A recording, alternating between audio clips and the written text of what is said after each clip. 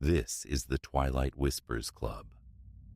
The sky dims, the wind stills, and somewhere between day and night, a story leans in to speak. These whispers aren't loud, but they stay with you. You've been invited. Lean in close and listen.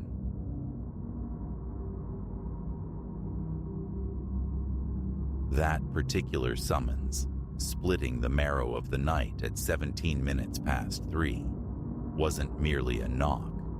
It was a fracture in the known world.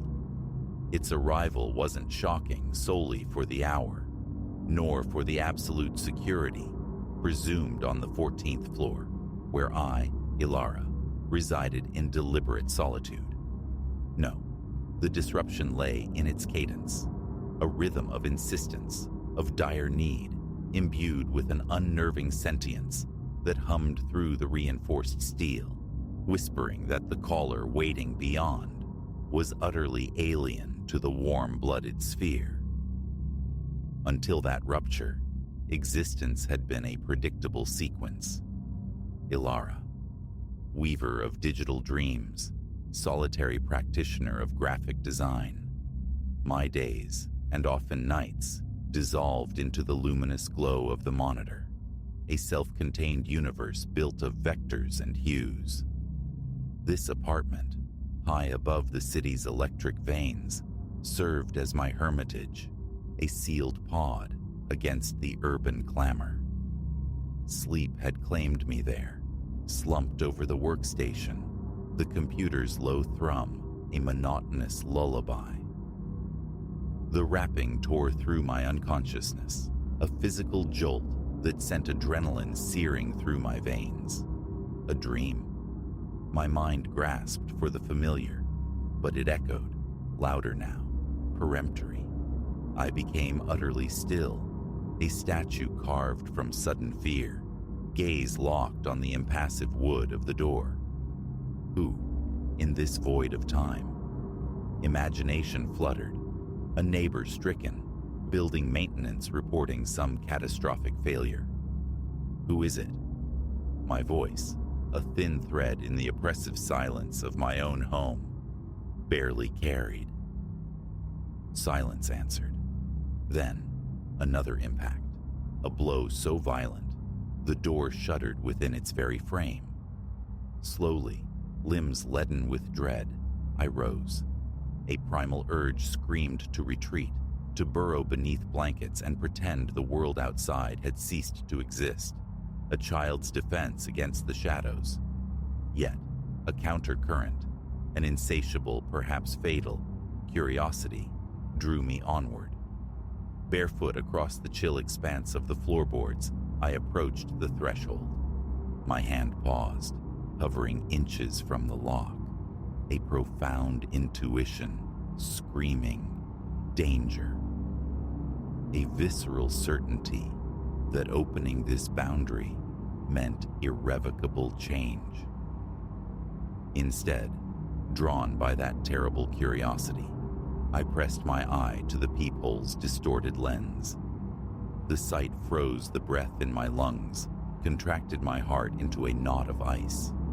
A shape loomed in the corridor light, impossibly tall, its silhouette grazing the ceiling tiles. Swathed in what resembled a voluminous dark coat, yet the fabric rippled, flowed with an internal non-Euclidean motion. And the face. I recoiled, stumbling back, pulse hammering against my ribs like a trapped bird. Where features should have been. Eyes, nose, mouth. There was only an unnerving, seamless oval of pallid integument. A blank slate. Nothingness given form. As if my gaze were a physical touch, the figure surged forward, pressing its immense presence flat against the door. A sound emanated then, not quite heard, but felt. A low, guttural resonance that vibrated through the wood, through the floor, into the very structure of my bones. Let me enter. The thought unfurled directly within my consciousness, bypassing ears entirely, a rasping, sibilant command. I must gain ingress. I shook my head violently, backing away, though knowing it perceived me regardless. No. The word was a strangled gasp. Go. Please. Leave this place. The assault on the door renewed, each thudding blow a physical shockwave shaking the apartment walls. Let me enter. The voice inside my skull swelled, imperious, demanding. You are compelled to allow passage.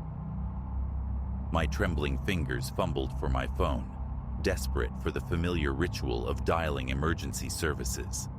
The screen flared to life, displaying only mocking emptiness. No signal. Impossible.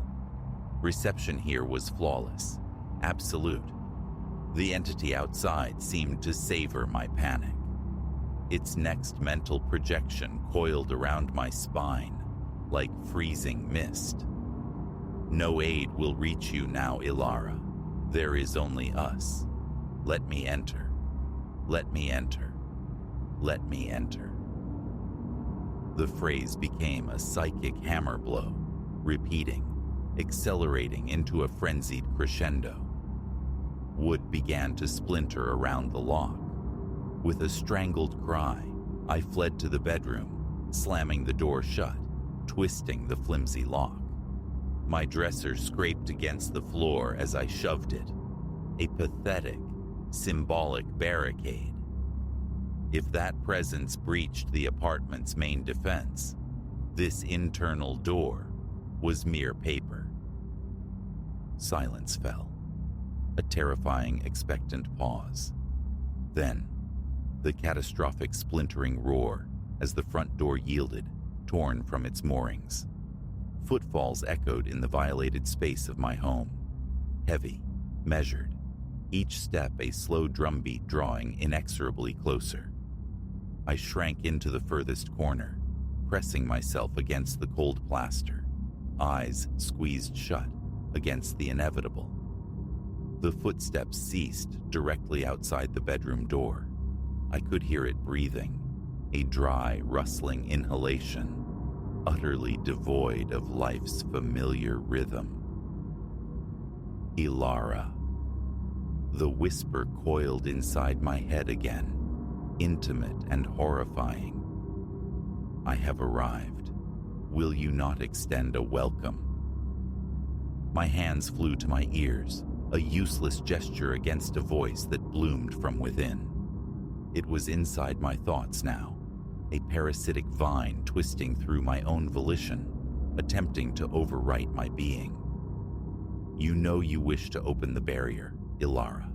It coaxed, seductive and vile. Curiosity burns within you, does it not? Do you not ache to perceive my true form, to comprehend the vistas I can reveal? And the most terrifying truth resonated. A sliver of my soul did yearn. A treacherous fragment desperately wanted to witness this impossibility, to grasp the nature of the thing that hunted me. My body began to betray me, an arm lifting, fingers reaching, ghosting towards the doorknob. I fought, pitting my will against the intrusion, a swimmer battling a ferocious undertow. Just as flesh was about to meet brass, a sound sliced through the mental fog, sharp, piercing, blessedly mundane, the electronic shriek of my alarm clock. 6 a.m. Somehow, an eternity had compressed into mere hours. The entity unleashed a howl of pure, frustrated malice that seemed to shake the building's foundations. Then, as abruptly as it manifested, the presence evaporated. The suffocating pressure lifted, leaving behind only the echo of terror and the sudden stark clarity of my own thoughts. I remained huddled in that corner until the sun climbed high, pouring validating, ordinary light through the window. Only then did courage return, fragile but functional. My sanctuary was desecrated. The front door hung like a broken jaw, deeply scored and violated. Furniture lay overturned, images askew on the walls. But of the visitor, no physical trace remained. I contacted the authorities, the words feeling hollow and absurd even as I spoke them, knowing the impossibility of belief. How could I articulate the faceless dread, the voice inside my mind? I scarcely believed it myself. In the ensuing days, I clung to the fiction of a hyper-realistic nightmare. But the brutalized door, the chaos of my belongings, these were tangible anchors to the horrifying reality. I fled that apartment within the week, securing a new dwelling on the ground floor, blessed with multiple points of egress. Now, salt lines the thresholds, horseshoes of cold iron hang above every entrance. Whether these small magics hold any true power against such a thing, I cannot know, but they offer a sliver of perceived defense. Yet, the truth remains. Genuine safety feels like a forgotten language, for I am burdened with the knowledge that entities exist beyond the veil, things that prowl the liminal spaces and knock upon doors in the deepest hour, things that hunger to be invited across the threshold, and sometimes, in the quiet, vulnerable moments, a chilling question surfaces. What awaited discovery had I turned that knob? What vision? What transformation? A part of me finds solace in the not knowing, but another fragment, buried deep, still pulses with that dangerous curiosity. I live in fear that one day, that curiosity might prove the stronger impulse. So, should a rapping ever disturb your own slumber, a summons that feels too urgent, too insistent, too other? Heed this warning, born of fractured reality. Do not answer. Do not even look. For once you have witnessed what waits without, once its voice takes root in your mind, escape becomes a fragile illusion. It is out there, waiting, and eventually it will knock again.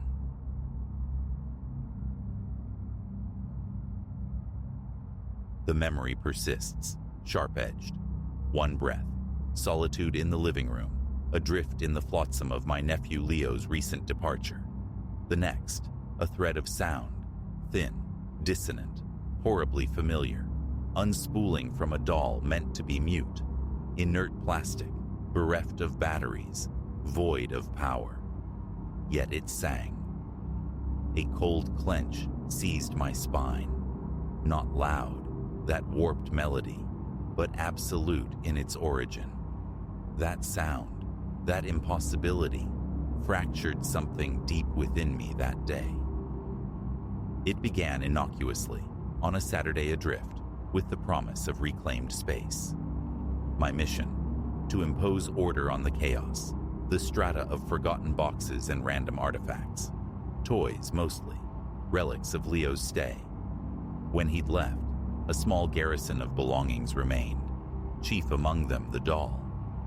A garish plastic effigy of some forgotten cartoon hero, speaker embedded in its chest, a simple pressure plate on its back, the master switch nestled at the nape of its neck. Its function, a brief tinny children's tune activated by a squeeze to the belly. I remembered its arrival vividly. Leo, thrilled, mashing the trigger relentlessly, the jingle echoing through the house until it grated on my very nerves. Yet the silence that swallowed its absence after his move had its own peculiar weight. Not long before, I recalled, I'd fitted it with fresh batteries, only for them to expire with baffling speed. Defective cells, I'd reasoned. Nothing more sinister. I'd extracted them, destined for the recycling box I kept meaning to take out, and then promptly banished the doll from my thoughts. It migrated somehow, ending up sequestered in a corner of the living room for days, a task perpetually deferred on my mental list. Until that morning, when I spied it prone behind the sofa, finally resolving to pack it away. I stooped, retrieving it, unexpectedly dense in my hand, its plastic shell filmed with dust that I instinctively wiped away. The battery housing on its back gaped open, a small plastic lid dangling loosely. Within, emptiness. No corroded contacts, no forgotten power source. Utterly vacant. The switch, I noted, remained firmly in the off position. A few wires inside seemed frayed, perhaps explaining the rapid battery drain I'd observed earlier. A mundane fault. Satisfied, I set the figure atop a cardboard box beside the television, planning merely to secure the flapping lid with tape before consigning it to storage. It held no significance, yet discarding it felt vaguely wrong. I turned my attention to the coffee table detritus, dated magazines, a defunct remote, scraps of paper.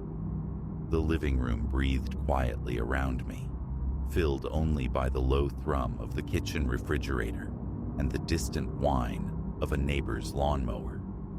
A typical Saturday tedium. My gaze drifted back towards the box near the television. As I moved closer, a flicker of sound, soft, mangled, less than a second long, pricked the air. So fleeting, I nearly dismissed it as an auditory illusion. Then it came again, sustained for a fragile moment, longer. A distorted electronic bleat, the noise of circuitry laboring against impossibility. My focus snapped to the doll. Unmistakably, the sound emanated from its plastic form. A sudden paralysis gripped me. My arms felt leaden. My pulse quickened, a frantic drum against my ribs. Impossible, my mind insisted. No power. But the sound persisted, stuttering in brief abortive phrases, as if wrestling that familiar children's tune from the ether, only to lose its grip repeatedly. Drawn by a morbid curiosity, I edged nearer. The sound gained a fragile clarity. Yes, the melody I remembered, but warped, sluggish, painfully out of key. I lifted the doll. Against my fingertips, the plastic over the speaker grill pulsed with faint vibrations. Each note emerged deformed, like the ghost of a tune played on a shattered music box. A parched dryness filled my mouth. A chill traced its way across my shoulders, snaking up my neck. With trembling fingers, I turned the figure over, forced the battery compartment open once more, peered inside. Still empty, just bare contacts and those slightly frayed wires. A tremor started in my hand. Residual charge, some capacitor holding onto a phantom spark. The rationalizations felt thin, nonsensical. The doll had been inert for days.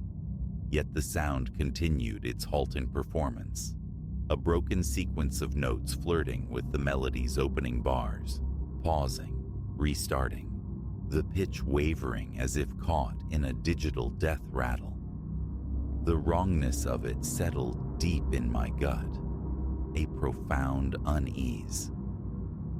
I placed the doll carefully on the coffee table, retreating a step, watching it. My breath came faster now, my chest hitching as if I'd run a race. One impulse screamed to snatch it up, hurl it into the outdoor bin. Yet another part, a morbid fascination, laced with profound disquiet, held me captive. I would watch, wait for it to cease. But it didn't, not immediately. I circled it, crouched low, examining the back once more. Switch, definitively off.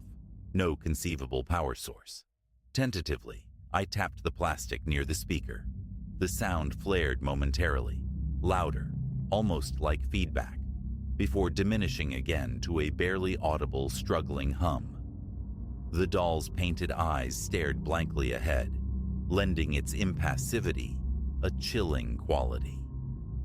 A knot tightened low in my belly. The sound, though faint, possessed a stubborn persistence. For a few seconds, the fractured melody coalesced, achieving a fleeting, recognizable form, as if it had finally grasped the sequence. Then, abruptly, it dissolved into a harsh, sputtering static. Less music, more the grinding complaint of tortured mechanics. Beads of sweat prickled my palms. I swallowed against the dryness in my throat, my thoughts scattering like startled birds. My gaze darted toward the hallway, a primal instinct seeking witness, confirmation. But the house remained empty. My family, Ilara and Mark, were out, running errands. I was utterly alone. A strange conflict arose, a desperate wish for another presence to validate this absurdity, warring with a profound relief that no one else was there to see my mounting fear. Compulsively, I lifted the doll again, pressed its belly trigger point several times. It made no difference. The garbled notes continued their autonomous performance. I raised it closer, bringing the speaker grill near my ear. Beneath the static, a faint, high-pitched whirring became audible, like a minuscule motor attempting to turn with insufficient current. The melody devolved further, slowing into a sequence of random electronic pops and clicks, the death throes of a program starved of energy. The entire event lasted perhaps half a minute, yet each second stretched, amplified by a hammering anxiety. And then, as abruptly as it had begun, silence fell. I remained motionless, the doll pressed to my ear, listening into the void. Nothing. No whir, no crackle, no electronic gasp. Utter silence, as if a switch had been definitively thrown. I pressed the belly again. Still nothing. A gentle shake yielded only the rattle of loose plastic. A fraction of the tension eased from my shoulders, though my heart continued its frantic rhythm. Setting the doll back on the coffee table, I retreated, wiping my damp palms on my jeans, consciously trying to regulate my breathing. A residual coolness clung to my skin. The clock on the wall showed it was merely early afternoon. Logic scrambled for purchase. There had to be a rational explanation, I insisted internally. Residual energy stored in some capacitor, a quirk of the cheap circuitry holding a minuscule charge. My grasp of electronics was rudimentary, but surely such phenomena existed. Yet the cold certainty in my gut refused to yield to these comfortable theories. I felt compelled to verify again. I scrutinized the battery bay for any overlooked power source. A stray button cell, perhaps. Nothing but the two clean metal contacts. No secret compartments revealed themselves as I turned the worn, scratched plastic figure over and over. The speaker grill, clogged with fine dust, offered no clues. Wiping it clean changed nothing. On a whim, I flicked the neck switch to on. Silence. A few more taps. Still silence. Back to off. A wave of foolishness washed over me, quickly followed by a profound, if shaky, relief. I pushed the doll aside, drew a steadying breath, and retreated to the kitchen for water. My throat felt raw. In the quiet, I could almost hear the phantom echo of those distorted notes. My eyes kept straying to the living room doorway, half convinced the performance would resume. It didn't. After a few minutes, I returned, fixing my gaze on the inert figure. Just plastic on a table. Yet looking at it sent a fresh jolt of adrenaline through me, tensing muscles I hadn't realized were clenched. It remained stubbornly silent. With a sigh, I swept the remaining clutter into a box, the need for escape suddenly urgent. Outside, the mundane warmth of the sun on my face was a balm, though a tremor persisted in my legs. I pulled out my phone, considered texting someone, anyone. Hey, a doll with no batteries just played music. The words sounded ludicrous even in my head. Returning home, I made a beeline for the living room. The doll sat undisturbed, silent. Lifting it again, I pressed it to my ear. Nothing. Its plastic felt cool now, ordinary. I set it down, resolving to tell my family upon their return. The experience demanded voice, even if it defied belief. When Mark and Alara returned later that afternoon, I waited, letting the normalcy of their arrival settle before broaching the subject. I fought to keep my voice even. Something strange happened earlier, I began, with Leo's old musical doll. Mark's expression shifted to one of mild skepticism. Strange how?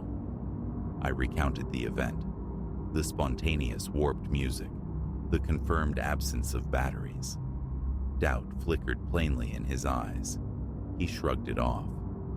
Probably just some leftover juice in the circuits, or something shorting out. Ilara murmured agreement, adding that those cheap toys often behaved erratically as they failed. I reiterated that the batteries had been physically removed days ago. They remained unconvinced, dismissing the impossibility of it playing without power.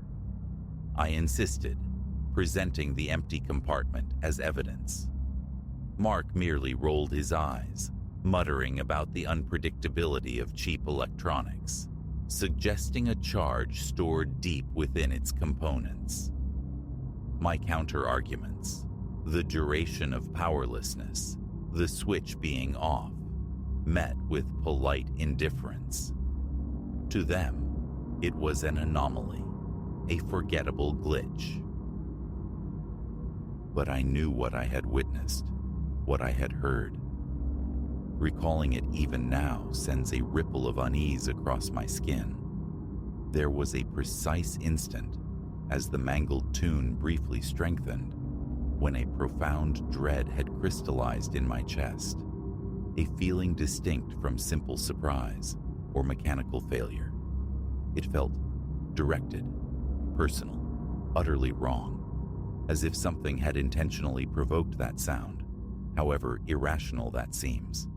Yet, wary of sounding unhinged, I let their skepticism stand.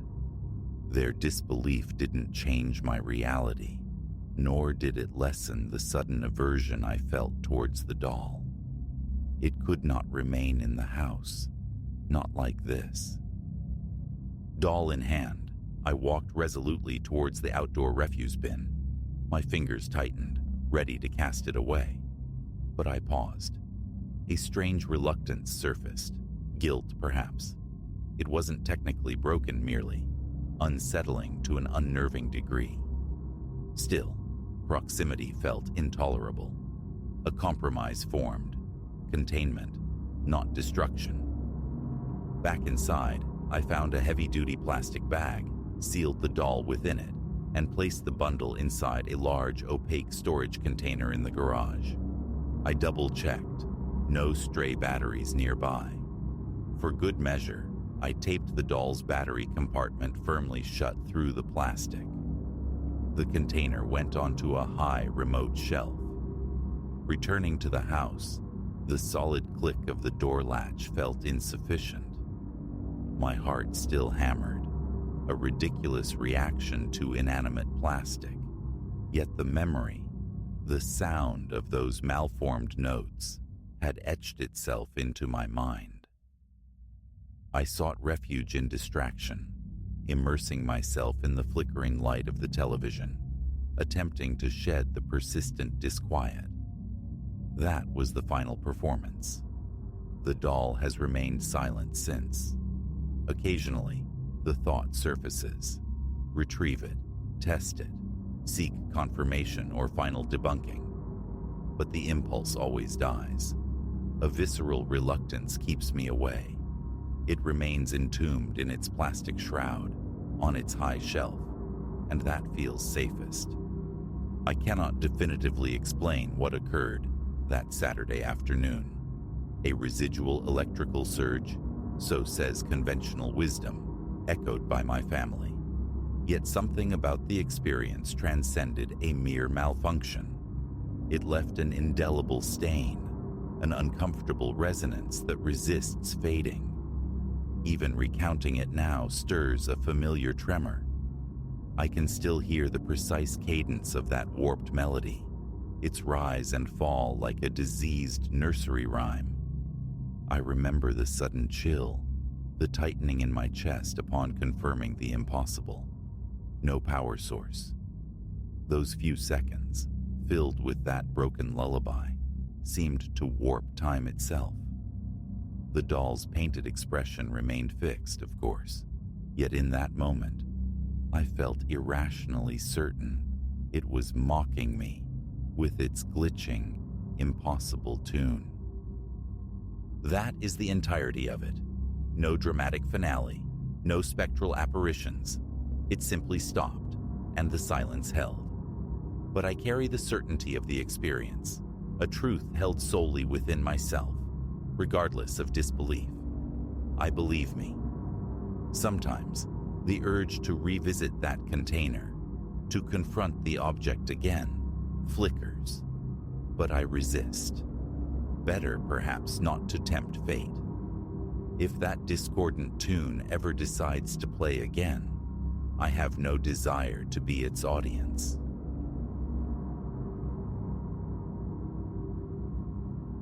My own apartment, a space I'd carved out on the 7th floor of this time-worn building, had somehow become alien territory. Disquiet settled where comfort should have been. I'd chosen this unit for its affordability, its sensible floor plan, and the narrow vista it offered onto the street far below.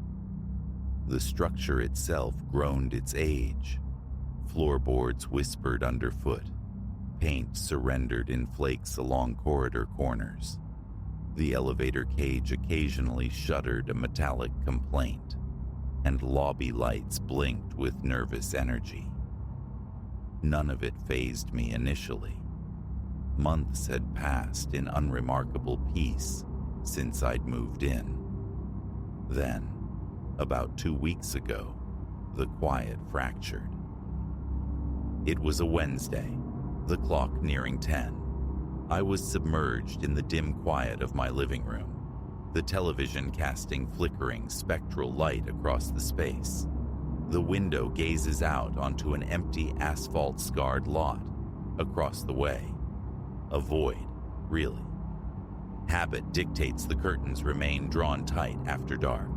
The proximity of the neighboring building, though separated by a sliver of alleyway, always felt too close. A potential stage for unseen eyes, perhaps aided by glass.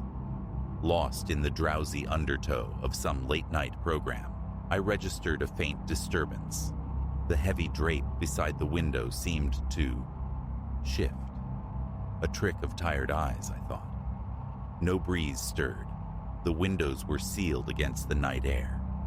True, the old wooden frame sometimes permitted infinitesimal drafts, but never enough to stir the thick fabric with such deliberation. I muted the television's drone. Silence descended, amplifying the quickening pulse in my ears. Unease, cold and unwelcome, pricked at me. I'm not easily rattled, but the unexplained has a way of finding the cracks. Leaning forward, straining my eyes in the gloom, I saw it again. A distinct twitch, a subtle nudge, as if a hand, perhaps a shoulder, brushed against it from behind. Rising from the sofa, a strange reluctance slowing my steps, I approached the window. My hand reached for the curtain's edge, but before my fingers made contact, a shape resolved itself against the fabric. Faint, indistinct, yet undeniably present. Larger than a misplaced object, darker than the ambient shadows, it held the vague outline of a human form, almost melting into the surrounding obscurity. My throat went dry.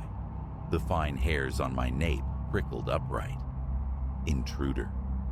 The thought screamed, immediately followed by the chilling impossibility. 7th floor. Access points, the front door, securely locked, and a small fire escape window in the bedroom, perpetually fastened and far too narrow for any adult entry without a clamor. My heart hammered against my ribs. A step back, then a sudden scramble towards the light switch near the couch.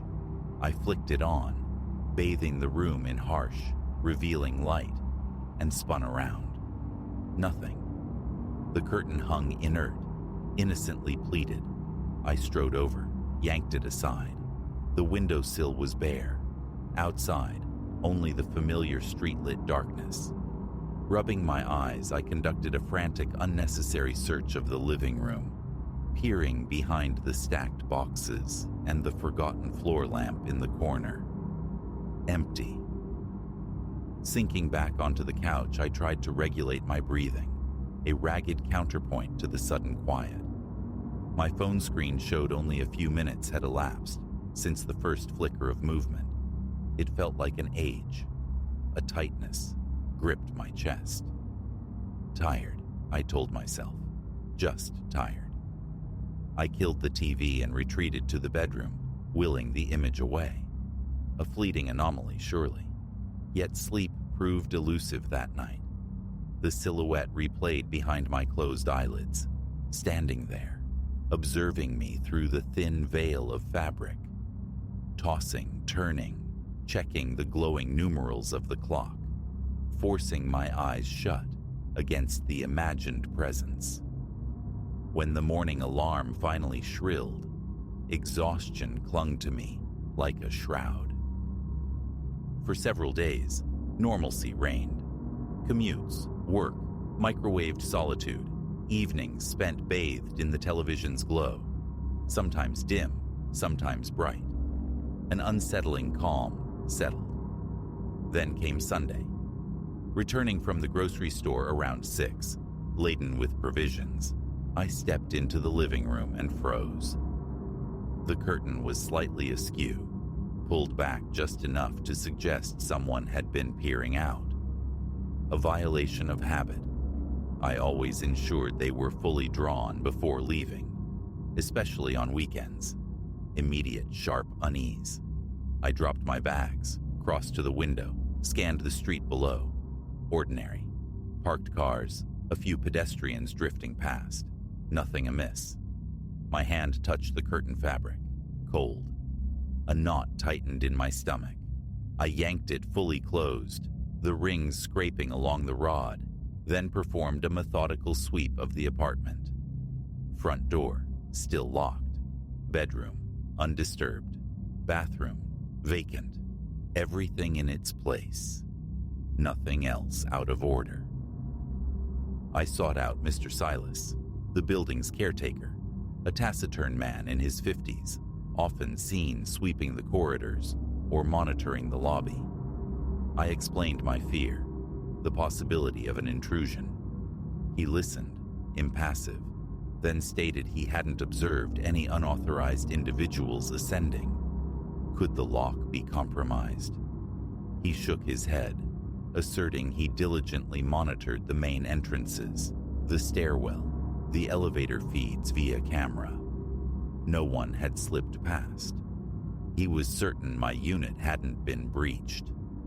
With a vague murmur about the building's age, he turned and ambled away. The following days saw paranoia take root.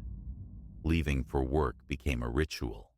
Lock the door, jiggle the handle, check it again, before summoning the rattling elevator.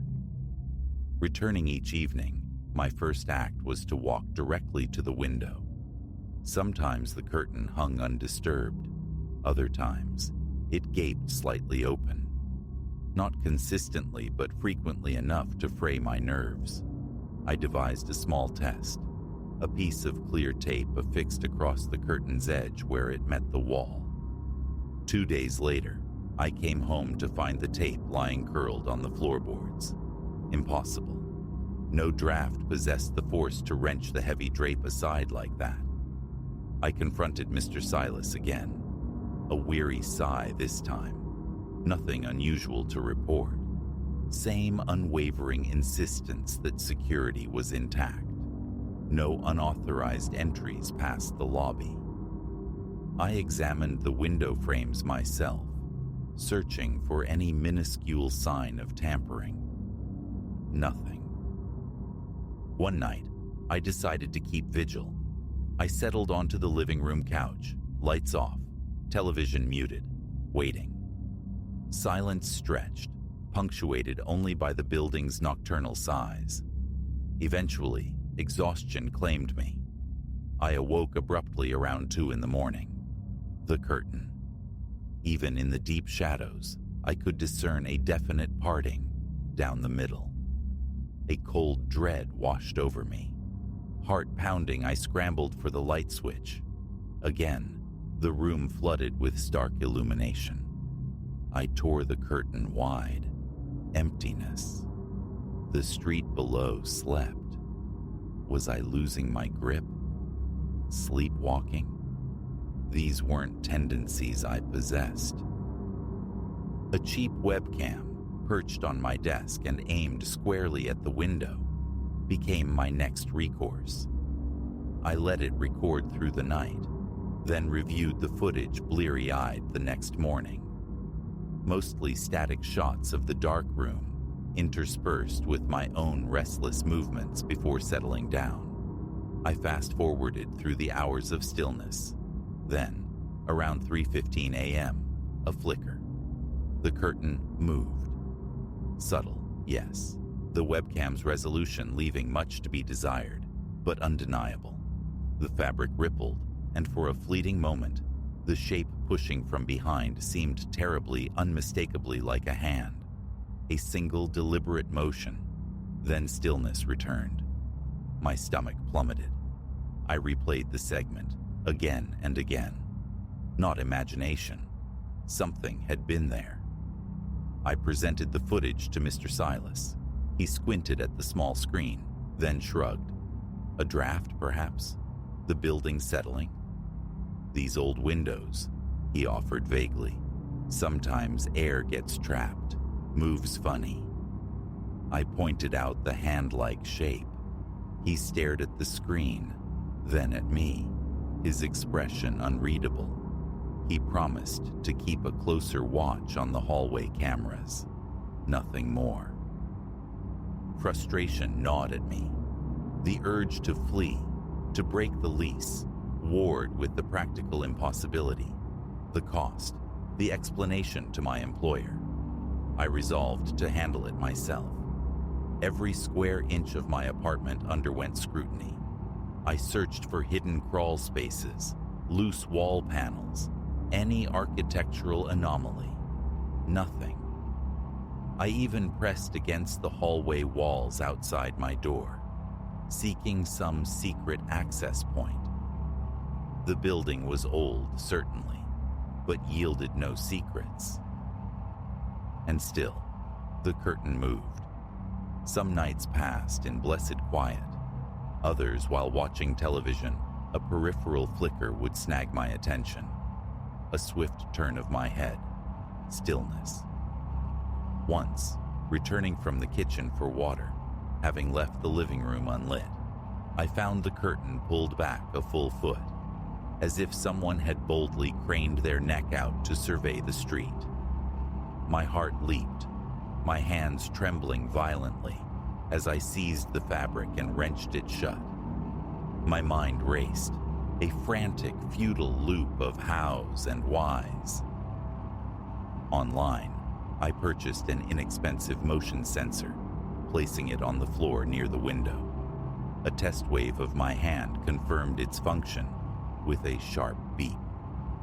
Silence reigned for the first few nights. Then, a Thursday, near midnight, I was drifting towards sleep in the bedroom when the sound pierced the quiet, a soft, electronic beep from the living room. Instantly awake, skin prickling, a cold sweat tracing my spine, I grabbed the baseball bat from the closet and burst into the living room. The sensor's light glowed, indicating activation, but the room was empty. The curtain hung perfectly still. Bat raised, I scanned every shadow, every corner.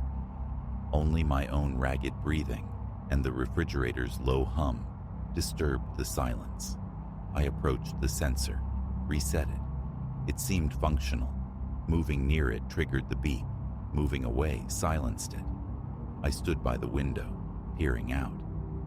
Distant lights glowed in the building opposite. No watchers met my gaze. A car swept past below, its headlights momentarily painting the sidewalk. The microwave clock glowed.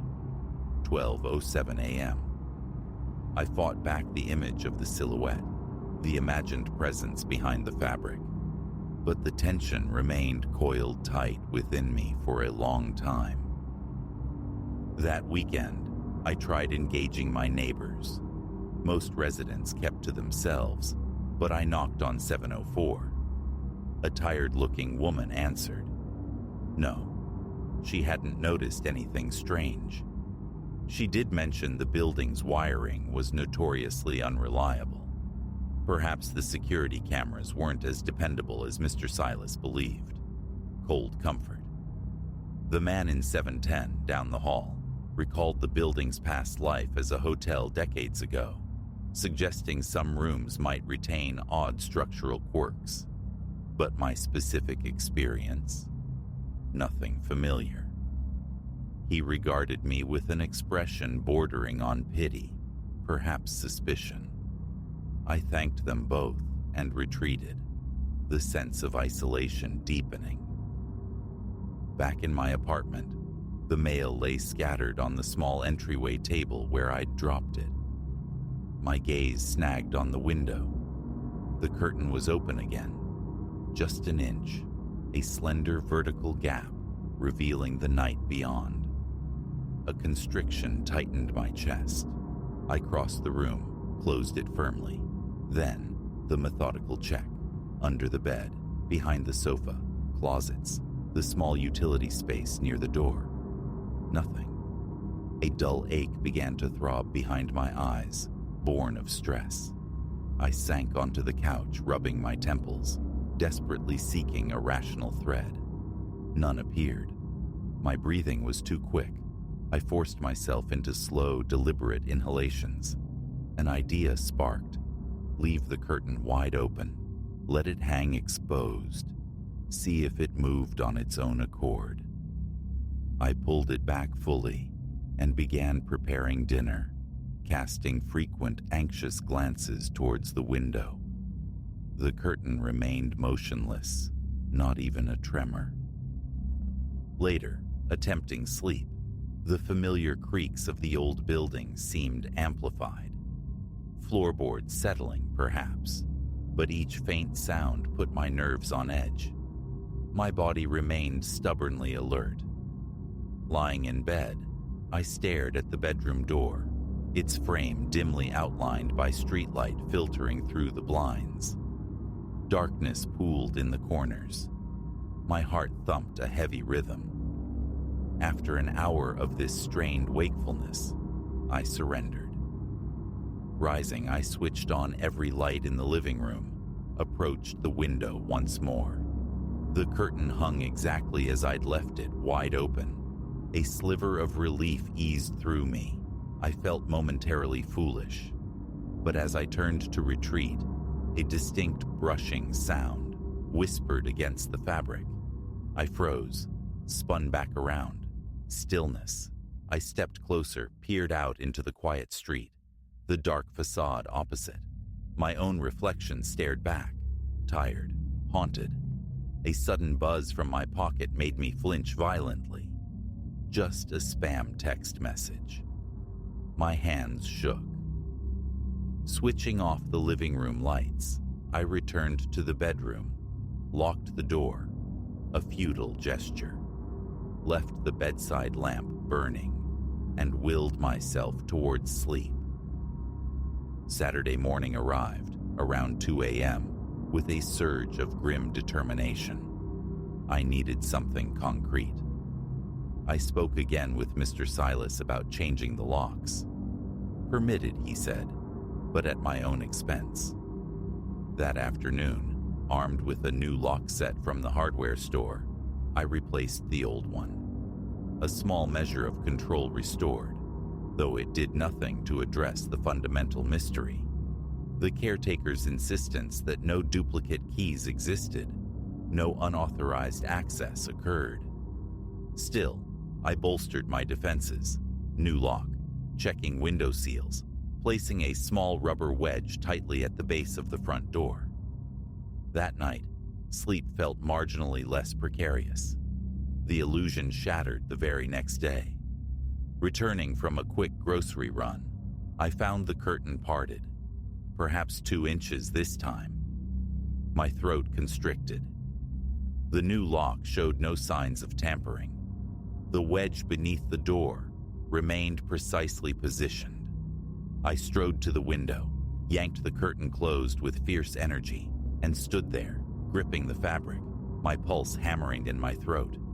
Then, a sound, faint, sharp, a click, from the direction of the kitchen. Adrenaline surged.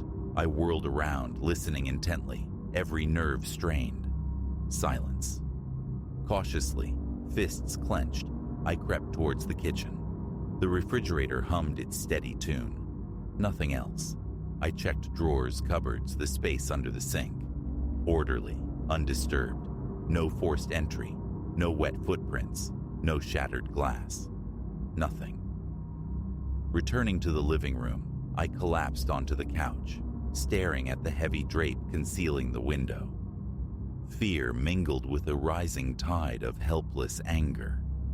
I wanted to tear the damned thing down, board up the window entirely, but knew it would solve nothing.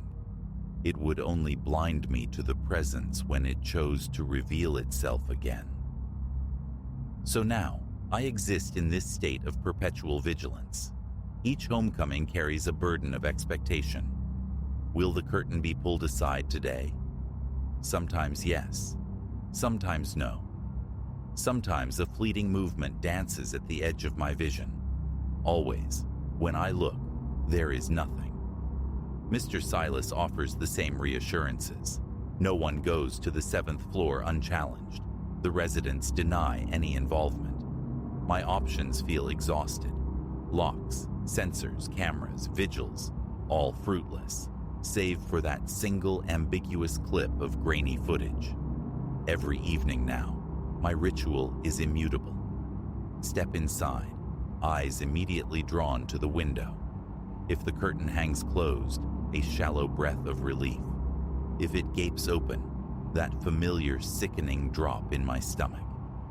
I don't know who or what resides behind that fabric, or the mechanics of its silent intrusions. I only know the chilling certainty of being watched, and the utter helplessness of stopping it. I remain here, suspended in this 7th floor limbo, taking it day by uncertain day, hoping for cessation, for explanation. But all I have is a recurring shadow in the periphery, a silent curtain that breathes, and the unshakable conviction, deep in my chest, that I am not alone. That is the shape of things. Here, in this old apartment, whenever that curtain stirs, I freeze. I listen. I watch.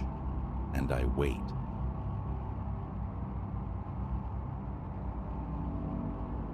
The whisper of the structure reached me weeks ago, a task delegated by my director. Assess its potential for modern exhibitions. Initial indifference, born of a crowded schedule, dissolved upon viewing the scant photographs. Something in its aged stillness resonated, a profound quietude, as though decades had passed since the last footfall crossed its threshold. An old gallery, the email confirmed, perhaps still harboring forgotten art. Curiosity piqued, I consented to a site visit, anticipating little more than a professional evaluation before returning to the familiar cadence of my life. No premonition hinted at the inexplicable thing waiting within its walls. My first encounter with the building was one of decrepitude, paint scaling from exterior walls like sunburnt skin, windows filmed with an impenetrable layer of grime. The main door groaned open under my hand, releasing a breath of stale air, heavy with the scent of ossified wood and creeping mold. Inside, weak light filtered through narrow apertures, casting the hallway in shades of pewter and ash, just enough illumination to navigate the gloom. Beneath my cautious tread, floorboards issued protracted sighs. I traversed vacant rooms, their naked walls punctuated only by skeletal remains of chairs and drifts of scattered paper. Stooping, I examined the papers, mostly blank, others bearing graphite specters too faint to decipher. A hollowness permeated the space, a deliberate withholding of its past. Eventually, a long corridor terminated at a closed door. The knob, stiff with disuse, yielded. Beyond lay a compact gallery space. Dust-shrouded frames leaned against the walls like patient mourners. I drew back one pale covering. A landscape emerged, faded and scarred, depicting severe mountains and skeletal trees, a testament to profound neglect. No artist's mark graced the canvas. Methodically, I unveiled the others, mostly unremarkable or damaged beyond salvage. Then, sequestered in a corner beneath a heavy dark drape, a larger frame commanded attention. An unexpected quickening pulsed in my veins, a surge of pure, unbidden curiosity. I pulled the sheet away. A portrait confronted me, a man of imposing stature, broad-shouldered, his hat canted low. But where his face should have been, there was only absence, a perfect smooth void, not marred, not obscured, but intentionally blank, as if the artist had meticulously rendered the form only to deny it identity. I stood transfixed. The pigment surrounding the figure's silhouette held an unsettling vibrancy, the brushwork precise, contrasting sharply with the featureless expanse of the head. A knot tightened low in my gut. I scanned the frame, the surrounding wall, seeking attribution, a name, a date. Nothing. A nearby cabinet, fractured and desolate, yielded only dust and the husks of dead insects within its small drawer. I documented the painting's dimensions and stayed on my phone, the clinical notes a stark counterpoint to the unease coiling within me. That evening, the image clung to my thoughts. A faceless man wasn't inherently strange in abstract art, yet this piece felt intensely representational. The clothing, the posture, rendered with stark realism. Only the face, withheld. Sleep offered no refuge. In dreams, he materialized, standing sentinel in a tenebrous void, the blank oval of his face oriented towards me. No eyes, yet the sensation of being watched was absolute, visceral. I awoke slick with sweat, heart hammering against my ribs. The clock glowed. 3 a.m. A glass of water, measured breaths in the dark, and eventually a return to fractured sleep. The following day, I sought answers. The local historical society, contacted via email, provided scanned documents pertaining to the gallery's past, lists of exhibitors, mentions of landscapes, sculptures, portraits of local dignitaries, but no record of a faceless man. Online searches proved equally fruitless, keywords swallowed by the digital abyss. Defeated, I resolved to return, to complete the assessment and perhaps dispel the growing unease. My second visit fell under a sky bruised with cloud. The afternoon light, already fading, did little to penetrate the building's gloom. I made straight for the small gallery, navigating the treacherous floorboards. Pushing the door open, I raised my flashlight, its beam cutting through the deeper shadows. Aimed at the portrait, the light revealed a change, subtle, yet undeniable. The suggestion of ears, mere outlines previously unnoticed or non-existent, now seemed more defined. The shading along the column of the neck appeared deeper, more nuanced. A bizarre thought surfaced. Had the artist returned? I consulted my phone's notes. Blank face was recorded, but nothing about nascent ears or intensified shadows. My pulse climbed. Tentatively, I touched the canvas. The paint felt cold, inert. Yet the difference persisted. A quick survey confirmed the other paintings remained static in their decay. The unsettling feeling of observation intensified, prickling the back of my neck, accompanied only by the creaks of aging timber and the distant rhythmic drip of water. I took several photographs, needing objective proof, then retreated, eager to escape the oppressive silence. Night brought the dream again. The faceless man occupied the same Stygian space. This time, however, a subtle convexity emerged from the blankness, the nascent curve of a nose pushing against the canvas from within. He turned his head slightly. In the dream, my hands trembled. A constricting band tightened around my chest. I woke, gasping, bolt upright, drenched. Snatching my phone, I scrutinized the photos from the afternoon. Zooming in confirmed it. The faint outlines of ears were present. Nausea churned. I abandoned further investigation for the night, seeking refuge in the mindless flicker of late-night television until the adrenaline subsided. For my third visit, I chose the brighter hours of morning, hoping daylight might sanitize the experience.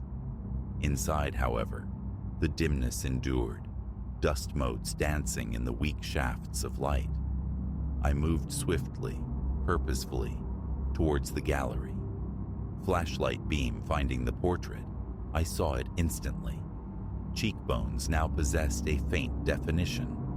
The line of the jaw seemed stronger, more assertive. A wave of cold dread washed over me. Closer inspection revealed the faintest adumbrations where eyes should be. Not eyes themselves, but shadowed depressions hinting at orbits. My legs felt unsteady. Breathing grew shallow, my throat parchment dry. Phone retrieved, I captured more images, my hand shaking so violently, I braced it against the cool plaster, taking multiple shots for clarity. Then I fled. No further checks, no lingering.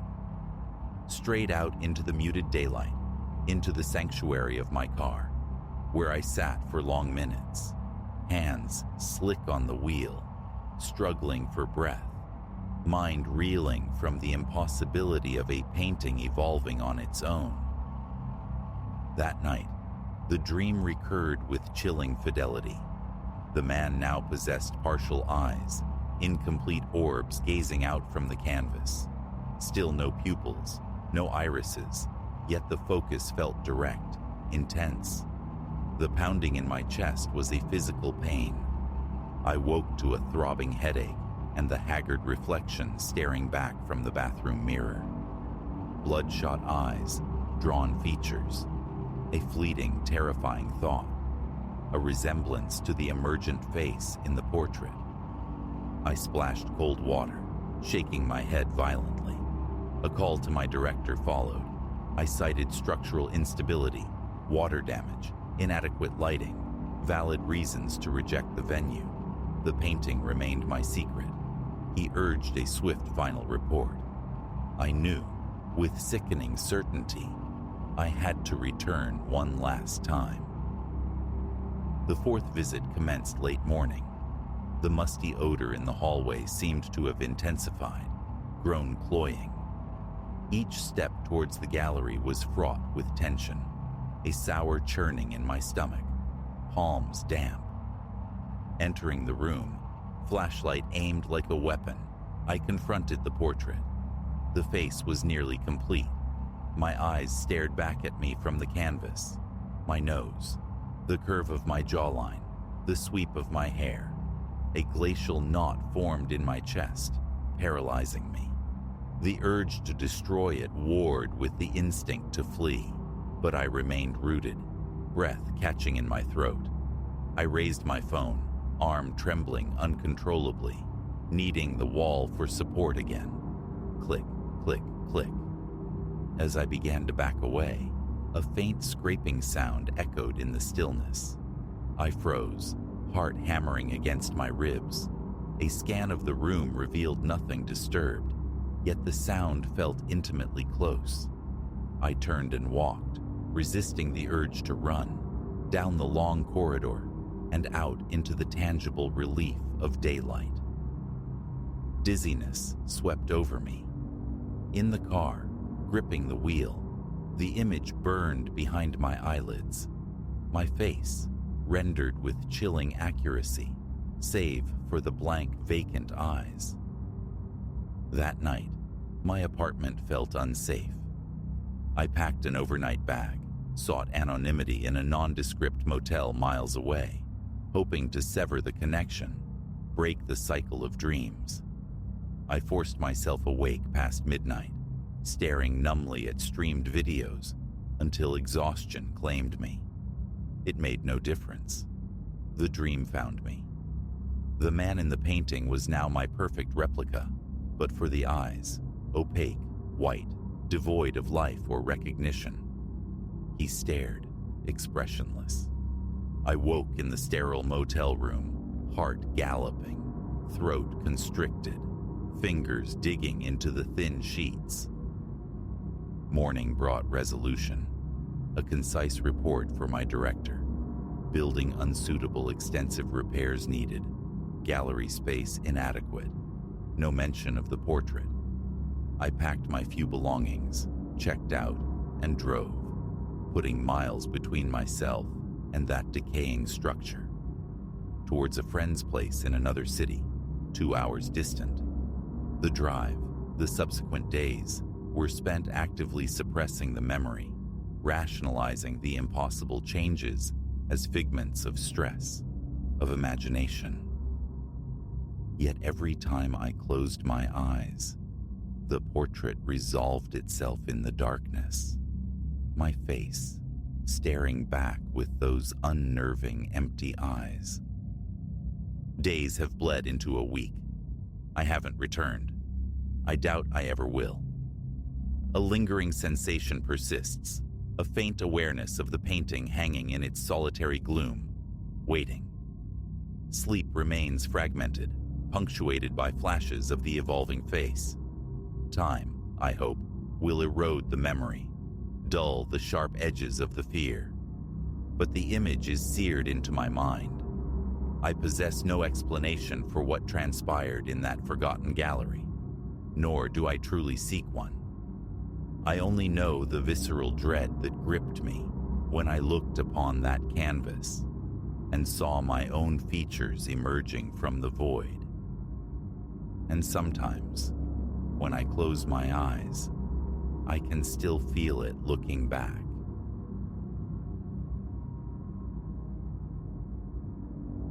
By the second week beside the water, I understood the tranquility was a facade. Not mere apprehension, mind you, but the undeniable sound, deep in the night, of branches splintering under deliberate weight, describing slow circles around my isolated patch of earth.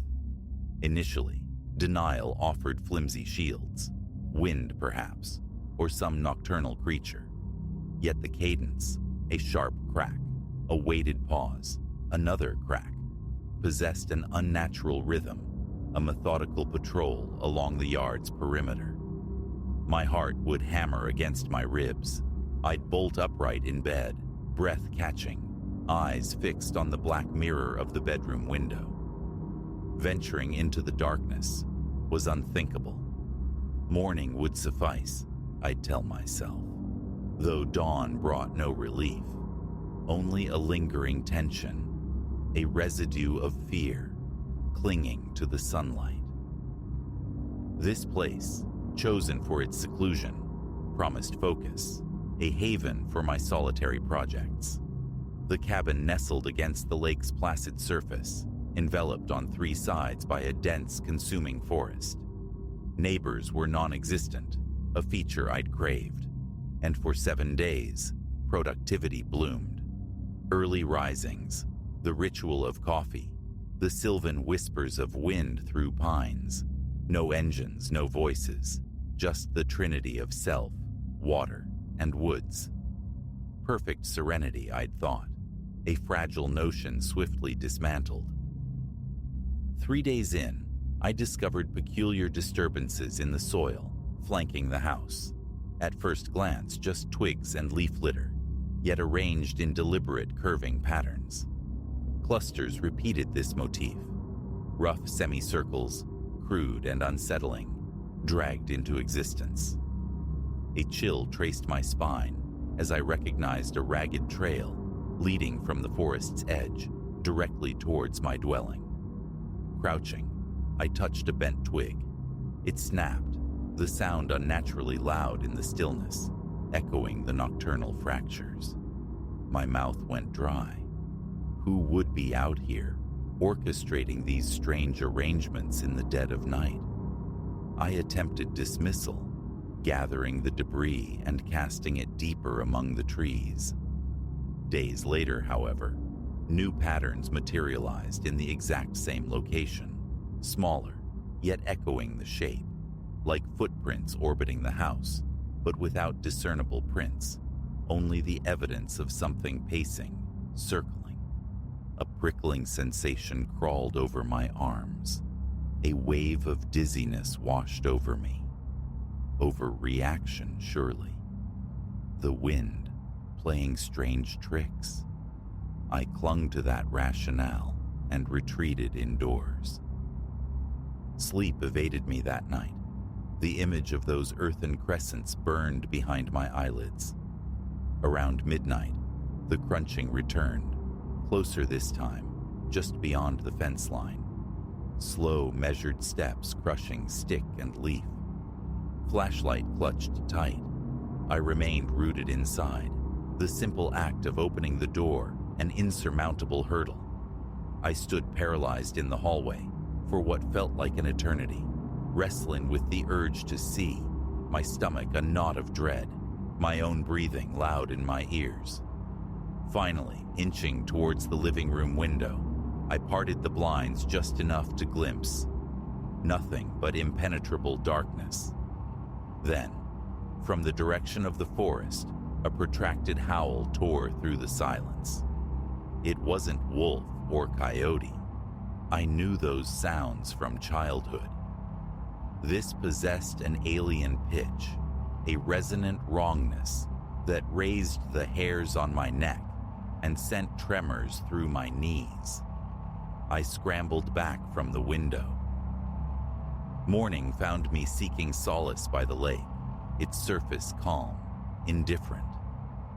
Standing there, absorbing the gentle lapping of water against the shore, my gaze drifted left, towards a thicket of reeds near the water's edge. A tall form stood motionless, perhaps 60 feet distant. It appeared cloaked in something dark and wet, moss possibly, or thick algae.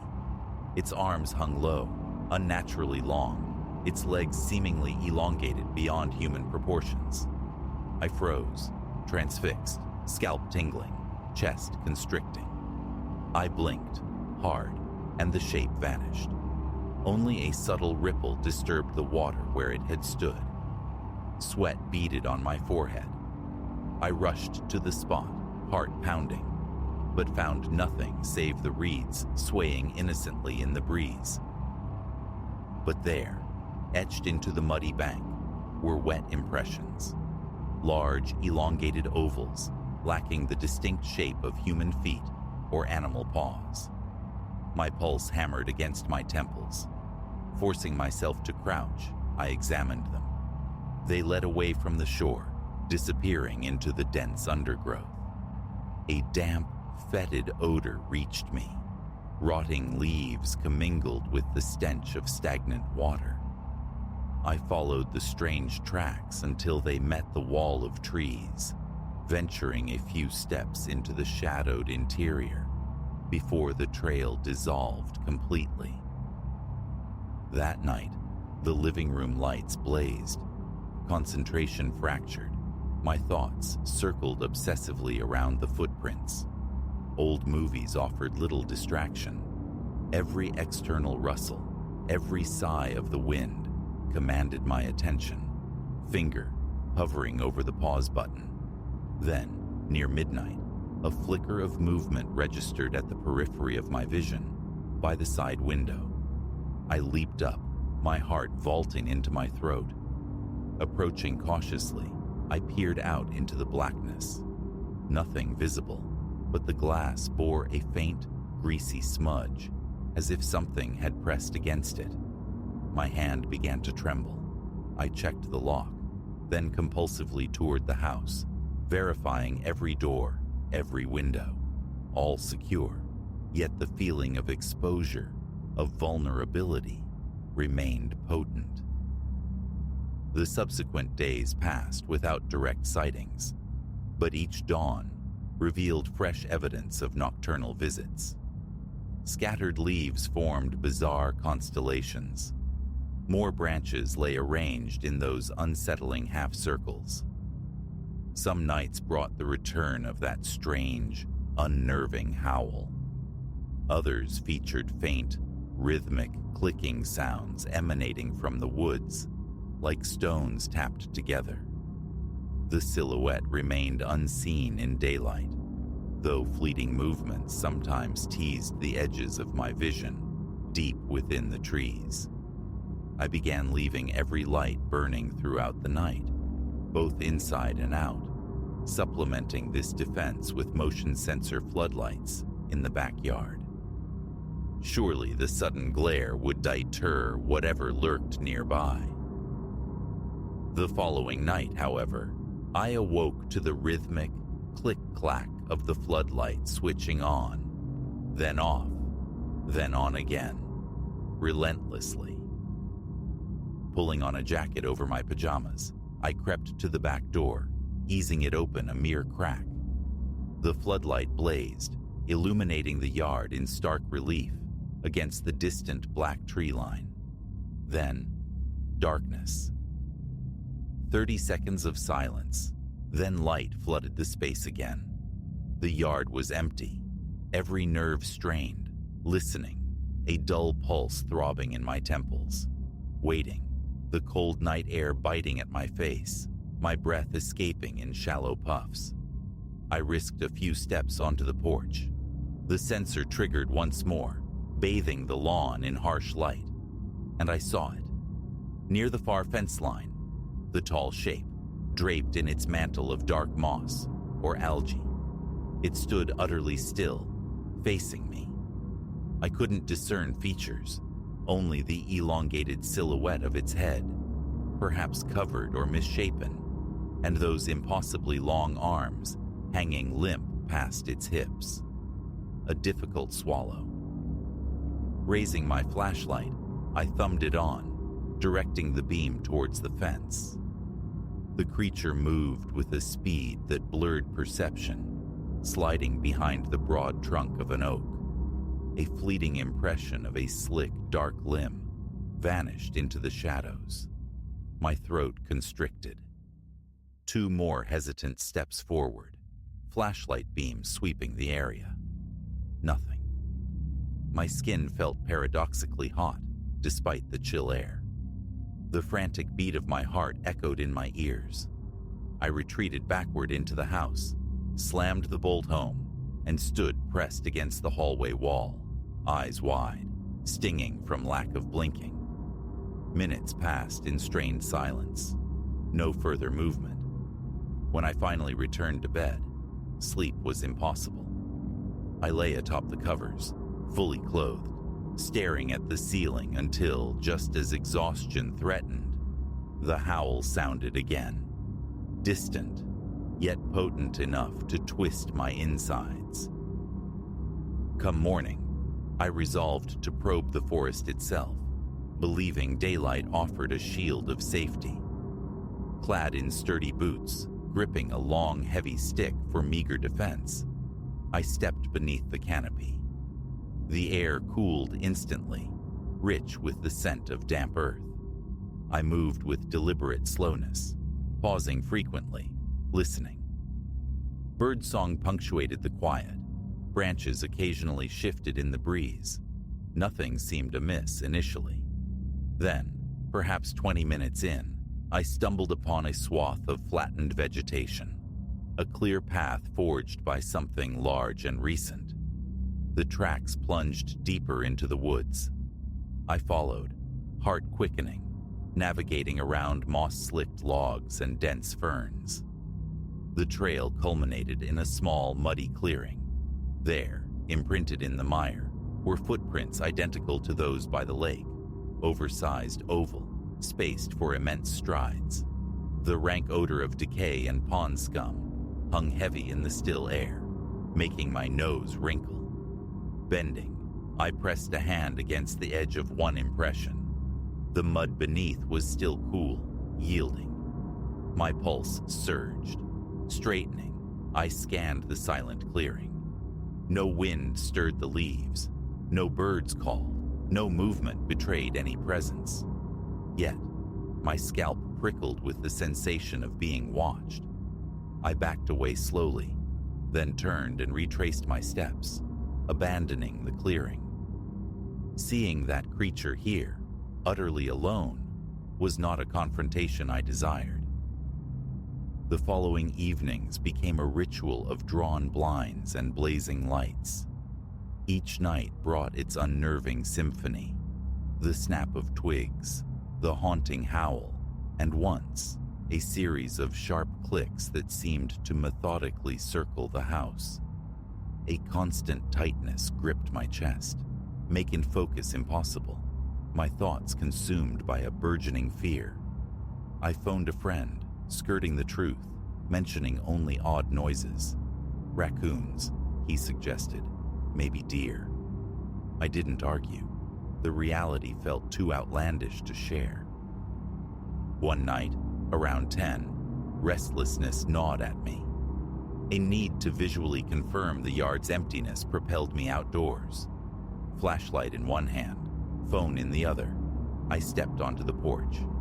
The single bulb cast a weak yellow circle on the grass. Beyond lay profound darkness. I started towards the lake, steps muffled on the damp ground, the cold air stealing my breath in visible puffs. Halfway to the shore, a low clicking emanated from somewhere to my left. My muscles seized, my stomach plummeted. I whipped the flashlight beam in that direction, catching a tall shape instantaneously darting behind a massive tree trunk. A brief, startling glimpse of wet, greenish texture.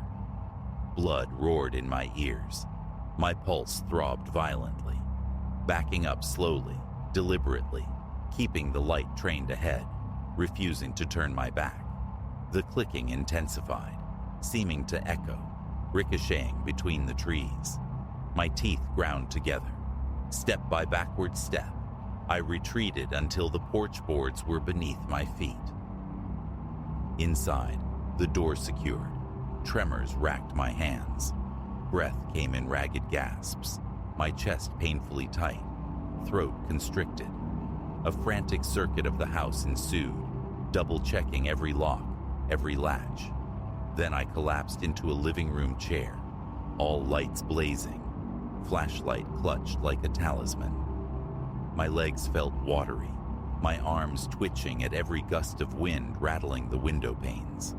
I remained awake the entire night, straining to decipher every sound, every creak.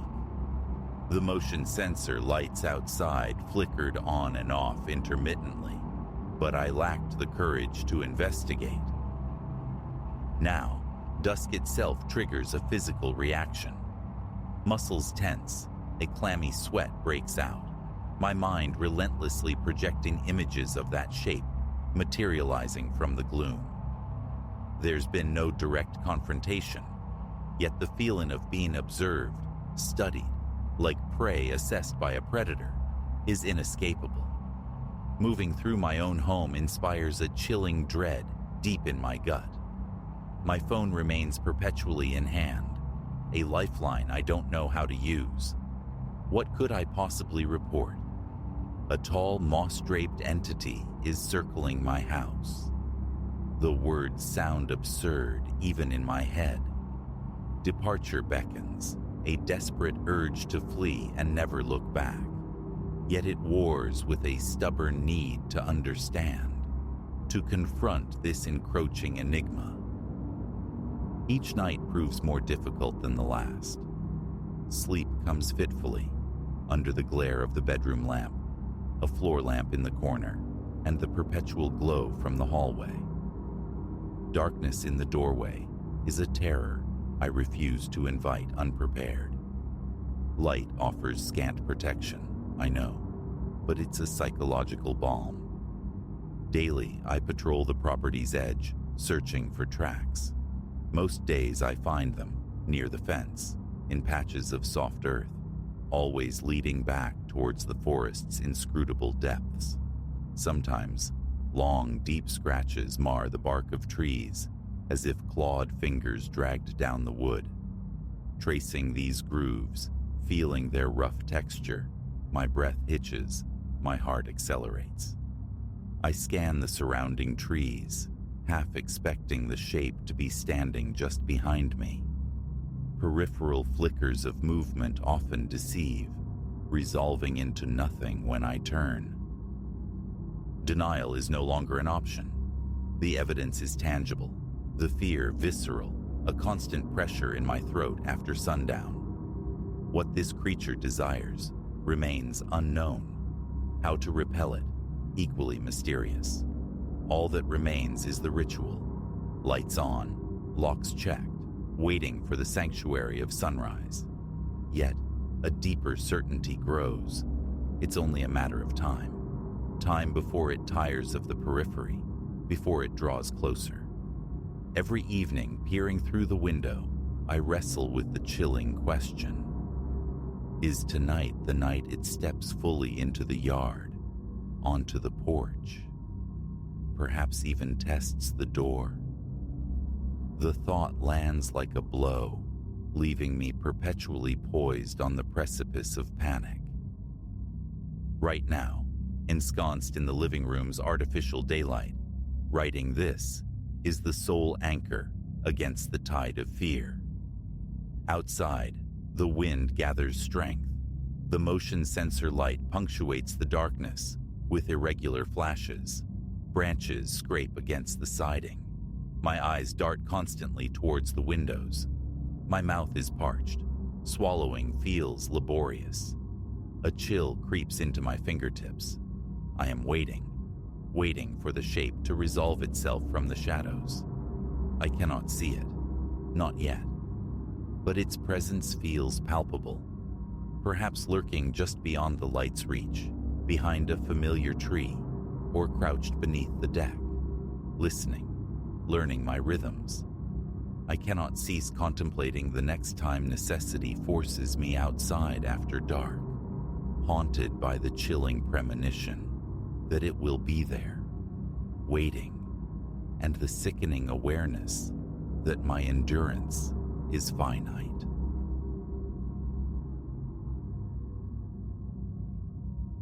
Beyond Oak Haven, Nebraska, where asphalt surrendered to winding dirt, stood the husk of an old farmhouse.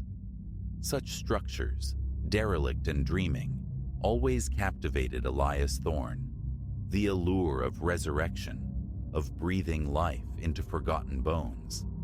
When the listing surfaced, stark against the mundane, it resonated like a challenge. The price, a whisper. The character, undeniable. He bought it, oblivious to the dormant secrets woven into its decaying timber.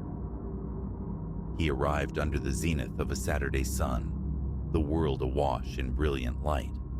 Immense fields, tapestries of corn and wheat, hemmed the property, their earthy perfume heavy on the air.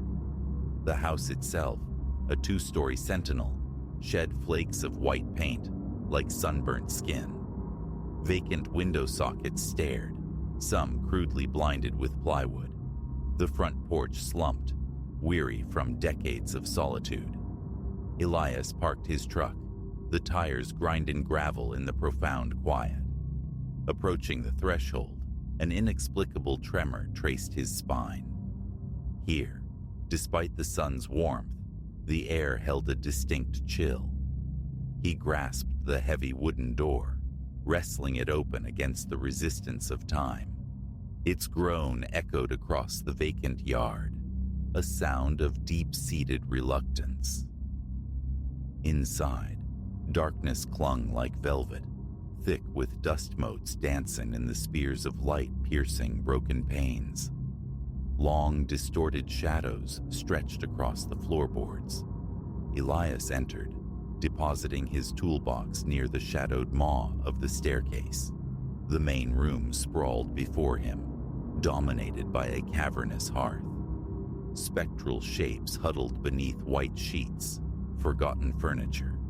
He tugged a covering from one, revealing the worn velvet carcass of a sofa beneath. The damp, fungal breath of neglect assailed his nostrils. He resolved to begin the cleansing, yet an unseen current made him hesitate. A door stood at the room's far end, cracked open just enough to invite intrusion. Drawn by an insistent curiosity, he pushed it wider. A narrow corridor stretched toward the house's rear, its walls adorned with crookedly hung portraits. Unfamiliar faces stared out, their gazes unsettling. One photograph arrested him. A family posed before this very farmhouse, their smiles strained, almost painted on. Their eyes, however, held a hollowness, a silent, desperate plea. Shaking off the disquiet, he turned back to his work. Hours dissolved in the rhythm of scrubbing floors and wiping away grime. As the sun bled orange through the dusty windows, Elias sank onto the dilapidated sofa for a respite. An immense quiet settled over the house, punctuated only by the occasional creak of aging wood. Then, a distinct sound from above. Footsteps, a deliberate tread on the floorboards overhead. His heart leaped. Elias rose, gaze fixed on the staircase. The footsteps amplified, drawing nearer. Retrieving a heavy flashlight from his toolbox, he advanced cautiously toward the stairs. Each step he took groaned under his weight, the sound magnified in the charged silence. The upper landing unfurled into a hallway, flanked by tightly shut doors. "Hello?" Elias called out, his voice absorbed by the stillness. "Is anyone here?" Only silence answered. He inhaled deeply, attempting to quell the frantic beat in his chest. The footsteps ceased abruptly. He moved down the corridor, the flashlight beam slicing through the gloom. At the hallway's terminus, a door stood slightly ajar, a sliver of light escaping from beneath. He nudged it open. A small bedroom lay revealed, the bedclothes in disarray, garments strewn carelessly across the floor. A tarnished mirror hung on one wall, its surface fractured, distorting his reflection. He stepped closer, wiping away a layer of grime. His own face stared back, but warped, unfamiliar. Then, behind his reflection, within the mirror's depths, a shadowy figure materialized in the doorway. Elias spun around, flashlight beam sweeping the empty space. Nothing. His breath came in ragged gasps, his pulse hammering against his ribs. He turned back to the mirror. The figure had vanished. Retreating from the room, Elias decided the house had held him long enough for one day. As he descended the stairs, a whisper brushed against his hearing, faint, yet chillingly clear. "Help me." He froze, straining to listen. It came again, closer this time, seeming to emanate from the very walls. "Help me." Raw panic surged. He snatched his toolbox and lunged for the front door. Just as his hand reached the knob, the door slammed shut with violent finality. He rattled the handle, pulled with all his might. It remained steadfastly sealed. The whispering intensified, swirling around him now, a chorus of disembodied pleas. "Help me." Desperate, he wrestled with a nearby window, trying to force it open, but it was fused shut by time, or something more sinister. The whispers grew louder, insistent, pressing in on him. He felt an unseen gaze, a heavy, suffocating presence in the room. Backing away from the window, Elias fought for composure, his mind racing for an escape route. He recalled seeing a door near the back of the house. Perhaps it led outside, offered another egress. Flashlight clutched tight. He navigated toward the rear corridor. The door he'd noticed earlier now swung open silently, an unnerving invitation. He slipped through it and found himself outside. The cool night air, a shocking relief against his skin. Without a backward glance, he sprinted down the dirt track toward his truck.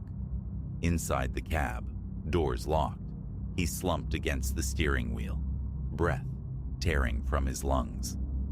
In the distance, the farmhouse stood silhouetted against the deepening twilight, inscrutable and silent once more. He turned the key, the engine's roar shattering the stillness. As he pulled away, a compulsive glance in the rearview mirror showed only the dark shape of the house, receding into the night. Dawn found Elias compelled to return, driven by a need to unearth the truth behind the night's terrors. He drove back toward the farmhouse as the sun climbed, painting the fields in hues of gold.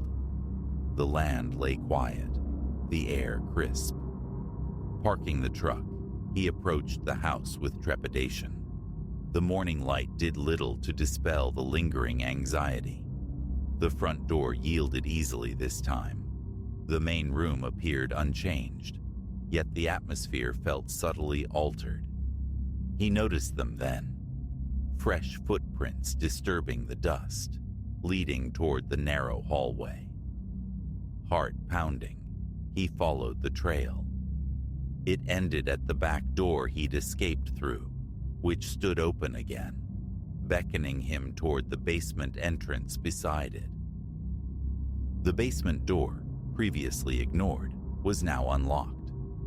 Elias descended the narrow steps, his flashlight beam cutting through the subterranean gloom. The air hung cool and damp, thick with the scent of earth and mold. Tools and shrouded furniture occupied the corners, relics of a forgotten life. But it was a small, dark chest in the center of the earthen floor that commanded his attention. He drew closer, the light revealing intricate carvings across its lid, clearly old, perhaps an heirloom. Kneeling, he lifted the heavy lid. Inside lay a cache of bundled letters and faded photographs. Sifting through them, He began to piece together the story of the previous occupant, a man named Silas Croft. The letters spoke of mounting financial burdens, of bitter family disputes. One missive alluded obliquely to a disappearance, Silas's wife, Ilara, who had vanished without a trace some years before. The photographs depicted a family radiating happiness, now tragically overshadowed by the enigma of Ilara's fate. A profound chill settled over Elias. The house guarded secrets Silas himself could not, or would not, divulge. As he finished reading the last brittle letter, the basement door slammed shut above him. Elias recoiled, the flashlight beam momentarily flickering. The whispers returned, louder now, imbued with a desperate urgency. "Help me." The plea echoed off the cold concrete walls. He scrambled to his feet, clutching the letters, his mind struggling to connect the spectral voice with the woman in the photographs. A subtle shift in the shadows behind him made him turn. A figure coalesced there, indistinct at first, then resolving into the spectral form of Ilara Croft, her face ashen, her eyes like voids reflecting ancient sorrow. She drifted toward him, her movement utterly silent. Elias instinctively stepped back. "What do you want?" he managed, his voice trembling. She extended a translucent hand, which passed ethereally through his own. "Find the truth," she whispered, her voice a rustle of dry leaves. "Help me." He nodded, a sudden, intuitive understanding dawning. Her spirit lingered here, tethered by unresolved tragedy, seeking closure. He promised, silently at first, then aloud, to uncover what had become of her. As if accepting his vow, Ilara's form dissolved, fading back into the ambient shadows. The basement returned to its heavy quiet. The door clicked open.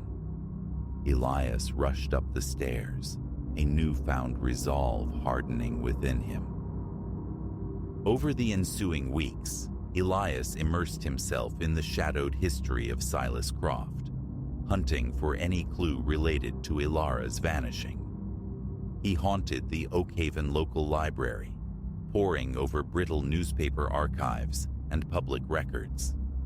Most accounts were frustratingly vague, but he unearthed a brief report mentioning a suspicious vehicle observed near the Croft farmhouse around the time Ilara went missing.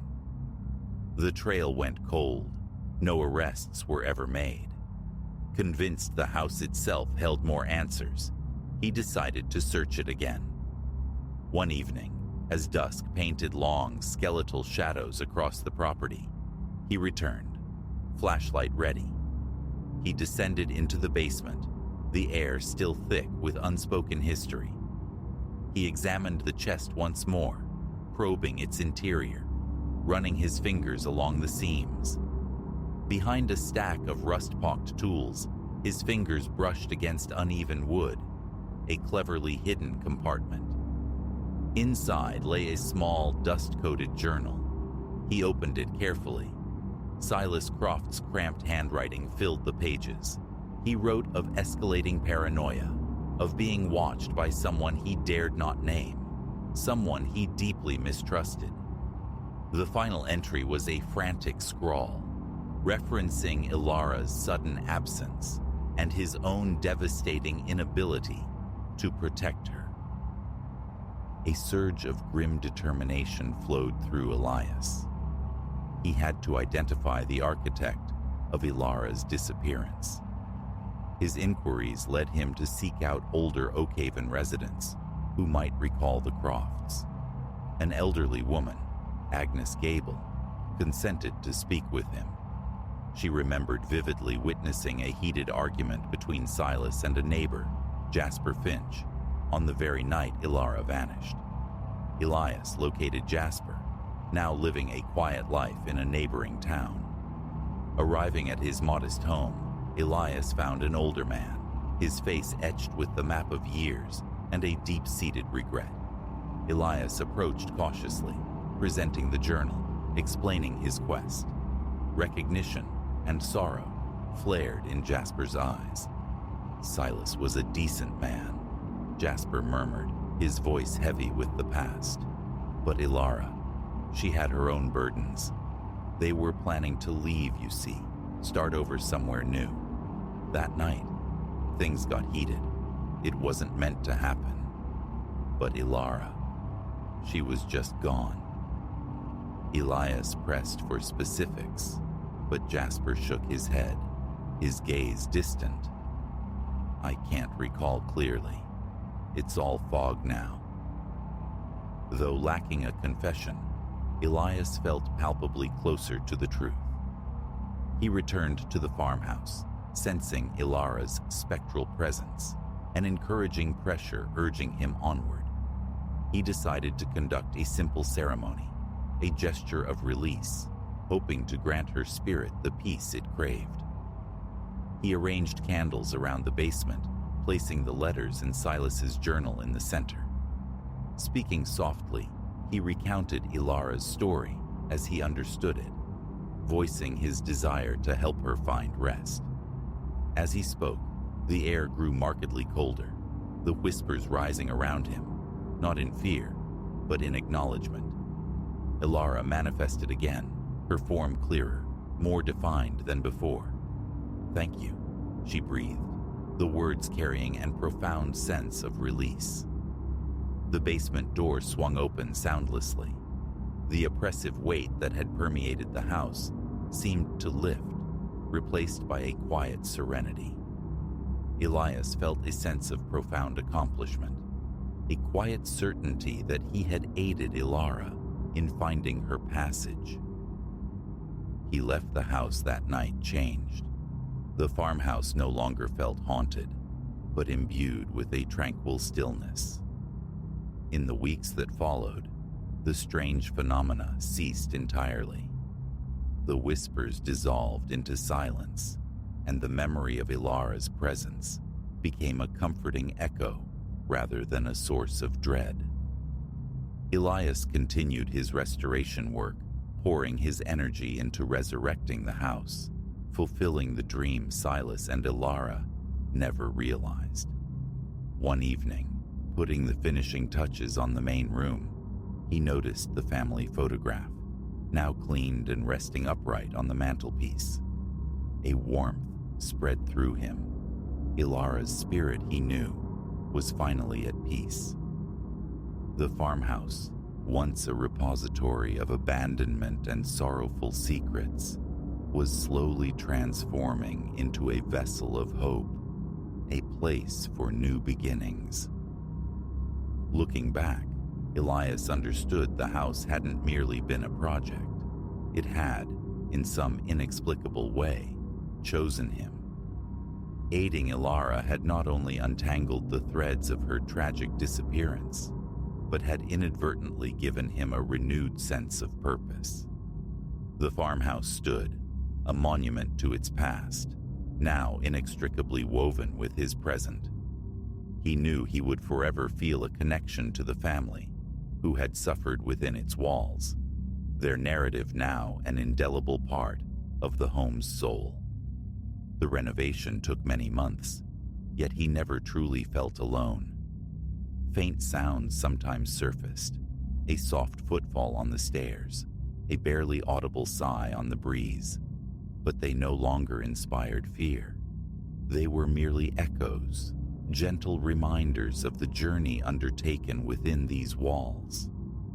He learned to honor the history embedded in the very grain of the wood, acknowledging that while some secrets fester best undisturbed, others cry out for the cleansing light of truth. Ultimately, the old farmhouse became a crucible of healing for Ilara's restless spirit and for his own searching soul. It stood resilient, a symbol of perseverance, a testament to the quiet strength found in confronting the unknown. The secrets of the abandoned farm were finally quiet, allowing nascent stories to take root and flourish. Standing on the porch one evening, watching the sun dip below the horizon, bathing the fields in liquid gold, Elias felt an unfamiliar peace settle over him. The farmhouse, once synonymous with mystery and fear, was finally, truly, a home. He had embraced the challenge, unearthed the truth, and in doing so, found not a haunting, but a path forward.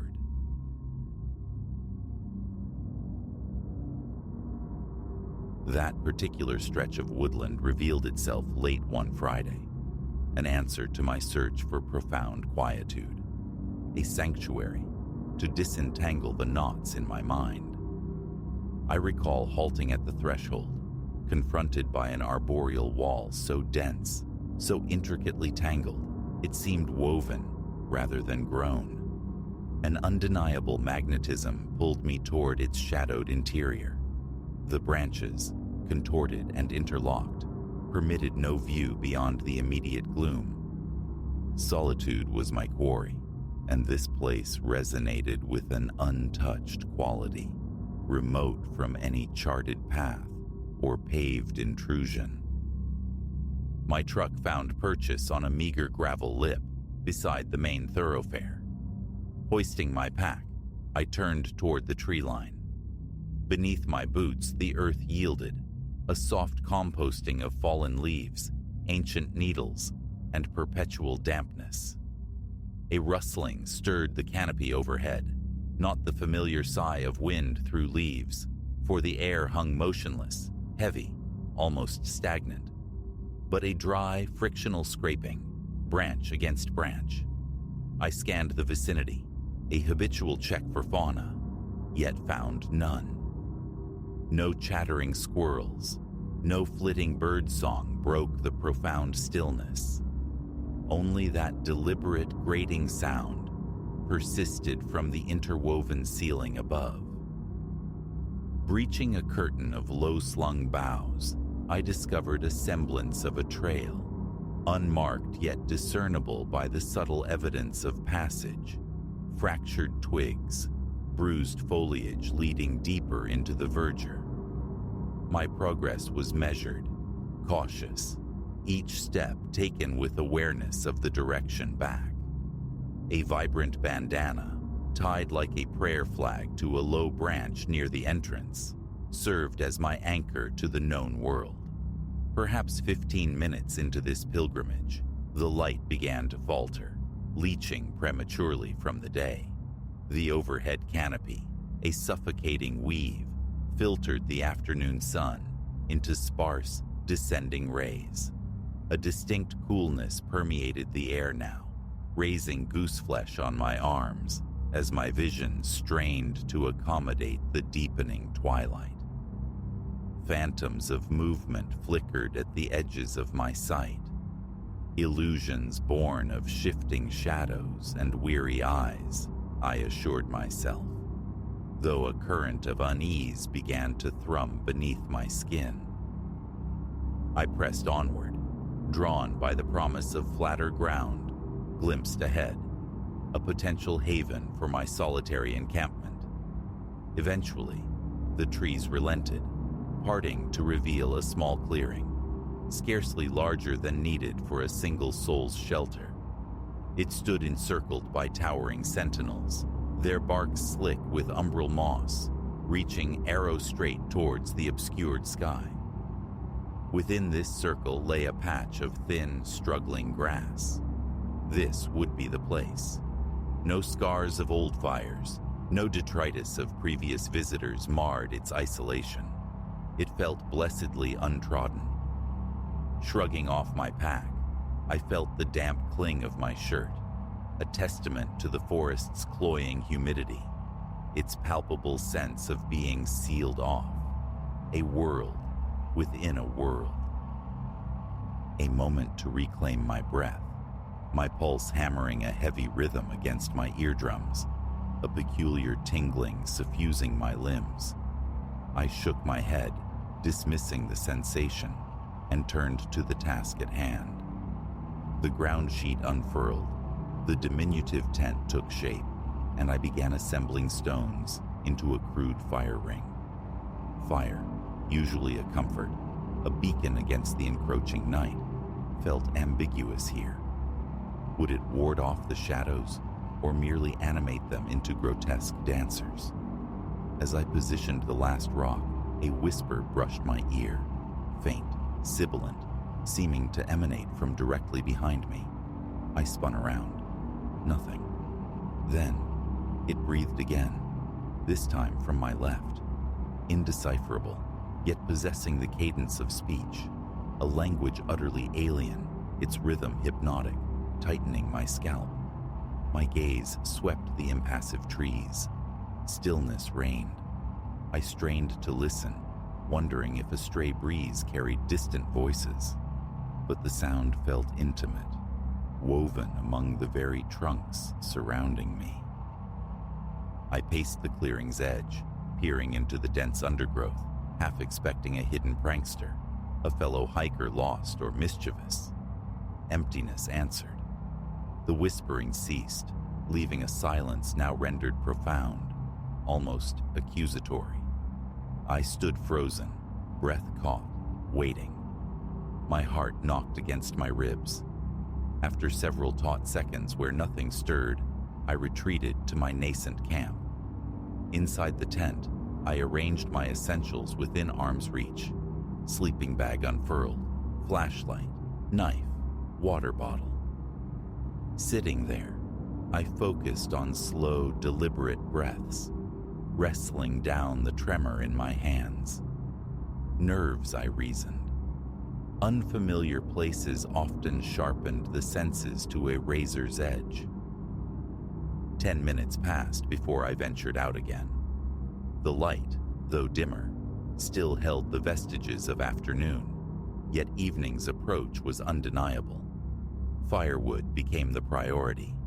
I headed towards a fallen log noted earlier on my way in. Mid-stride, the hairs on my nape prickled upright, a distinct sense of being observed. I stopped, turned, a flicker of motion, a shape vaguely humanoid but unnervingly fluid, vanishing behind a thick bole. Hello? My voice sounded thin, absorbed by the trees. Silence was the sole reply. I advanced toward the spot, heart accelerating. Behind the substantial trunk grew a dense cluster of ferns. Parting them revealed only damp earth, littered with twigs, yet unmarked by footprints or any sign of disturbance. Adrenaline surged, tightening my throat, quickening my breath. Grabbing an armful of dry branches from the log, I hastened back to the clearing, each backward glance confirming the persistent sensation of unseen eyes following my retreat. Every step felt elongated, fraught. Back within the perceived safety of the clearing, I coaxed a fire into existence. The lighter sparked true, nursing a tentative flame that grew as I fed it twigs. Its flickering illumination painted the surrounding trees in stark relief, stretching their shadows into distorted, dancing figures across the ground. A knot formed in my gut watching them writhe, seemingly independent of the fire's pulse. Full dark descended swiftly, absolute beyond the fire's meager circumference. Rustlings returned, now from multiple points in the surrounding blackness, sometimes near, sometimes disconcertingly far. My breathing grew shallow, my hands unsteady. Sweat beaded on my temples, despite the cooling air. The flashlight beam became my probe, nervously sweeping the impenetrable tree line. Later, perhaps 8 or 9, time had lost its certainty. The whispers resumed. Louder now, clearer, a chorus of voices speaking simultaneously in that same unknown tongue. The sounds were guttural, sharp-edged, yet coalescing into something resembling a ritualistic chant. Tension seized my entire body. My mouth felt like parchment. I tried to speak, managing only a strangled croak. Who's out there? The chanting ceased abruptly. No answer came. Minutes later, a form materialized just beyond the firelight's reach. Humanoid, yet disturbingly elongated in limb, its features lost to shadow. It lingered for a heartbeat, then melted back behind a copse of trees. I scrambled to my feet, flashlight and knife clutched tight, mind racing through frantic possibilities. A recluse, someone feral living wild. A part of me yearned to call out again, but fear clamped down hard. I resolved to stay by the fire, feeding it diligently, hoping its light offered some measure of deterrence. My heart hammered against my ribs, a frantic prisoner. Nausea churned, the acrid taste of bile rising in my throat. The image of that silent, fluid figure burned behind my eyes. It moved without sound, observed without being seen. Then, a low moan drifted through the trees, wind-like yet undeniably human in its sorrowful cadence. It swelled, faded, and was gone. My mind spun, grasping for rational explanations that felt increasingly flimsy. Every snap of a twig, every rustle of leaves sent jolts through my already overwrought system. My muscles ached from the constant, rigid tension. Flashlight in hand, I decided on a brief patrol. Stepping just beyond the fire's glow, I swept the beam across the undergrowth. The vegetation seemed still, yet the light revealed subtle pathways, worn patches in the loam, suggesting repeated passage. Bent ferns, snapped branches. Then farther out, the beam caught them. Impressions in the damp earth. Footprints, but wrong. Narrower than human, the stride unnaturally long. A cold dread washed over me as I saw they led away, deeper into the forest's unlit heart. Retreating to the fire, I stood staring into the oppressive dark, and saw it again, this time to my right. It emerged from behind a thick trunk, raised a limb, an arm, in a gesture that felt chillingly like a summons. Follow. My blood ran cold, my legs felt like water, yet some morbid compulsion, equal parts terror and fascination, drew me a step closer. The figure retreated instantly, dissolving into the shadows. No face, just that indistinct silhouette. A soft, rhythmic clicking sound accompanied its disappearance, like pebbles being tapped together. I swung the flashlight beam, but it illuminated only bark and leaves. The thought of pursuing that entity into the blackness was abhorrent, yet remaining felt like being cornered. Pack up, flee now? The prospect of navigating this lightless maze, stalked by whatever haunted it, seemed equally perilous. Dawn. I would wait for dawn. Dousing the fire to minimize my presence, I withdrew into the tent, leaving the zipper slightly ajar for observation. Flashlight gripped tight, knife resting on my thigh. Inside the nylon shell, lying rigid on my sleeping bag, my skin felt clammy, my pulse a frantic drum against my eardrums. The whispers and the clicking punctuated the long hours, sometimes receding, sometimes seeming to brush against the tent fabric itself. Time warped. My phone indicated barely an hour had passed, yet it felt an eternity. I focused on breathing, counting inhalations, exhalations, a desperate mantra against rising panic. At one point, the whispers converged directly outside. A single voice now, chanting. The words, sharp and guttural, seemed to vibrate within my skull, inducing a wave of dizziness, a pressure building behind my eyes. My mouth was utterly dry. I flicked on the flashlight, aiming its beam wildly at the tent walls. The chanting snapped off. Hurried footsteps receded into the woods. Sleep was impossible. I sat upright in the darkness, listening, every nerve frayed. Exhaustion weighed heavy, but my mind refused rest. Each minute sound triggered a flinch. Stiffness crept into my joints. My neck throbbed. Sometime deep in the night, a shadow slid past the tent opening. I froze, breath held captive. The shadow paused. The clicking sound returned, soft, insistent, almost inquisitive. Then it glided away, leaving only silence. When the first tentative gray light finally infiltrated the dense canopy, I unzipped the tent with fumbling haste. Packing became a frantic, clumsy affair, gear stuffed haphazardly into the backpack. Breakfast was unthinkable. Escape was the only imperative. The forest, though less overtly menacing in the dawn, still felt heavy, oppressive.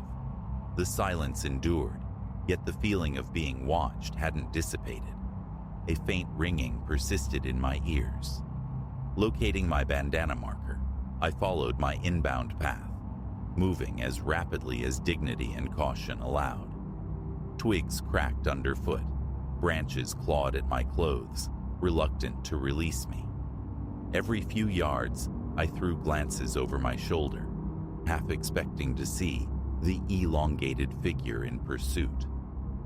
Faintly, imagined or real, the whispers seemed to sigh on the still air. My heart pounded relentlessly. The pack felt leaden. Then, the edge. The tree line broke, revealing the gravel shoulder, my truck. A ragged exhalation escaped me. My hands shook so violently, I fumbled the keys, dropping them onto the damp ground. Finally, the door yielded. I threw the pack onto the passenger seat, slammed the door, turned the ignition. The engine roared to life, a comforting, mechanical sound in the unnatural stillness. My palms slicked the steering wheel. As I pulled away, a glance in the rearview mirror showed the forest entrance, a dark maw seeming to absorb the nascent morning light. Relief surged, potent and visceral, as the distance grew.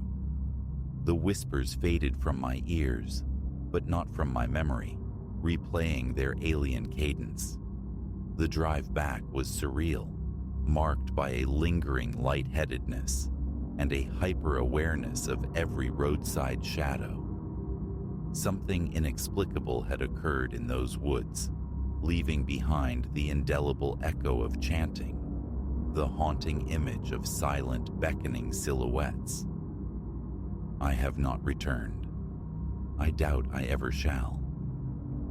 My affinity for the wild persists, but now I seek the company of well-trod paths, the reassurance of nearby campfires and human voices, a bulwark against the memory of that dense, silent growth and the strange murmurs that still trouble the edges of my solitude.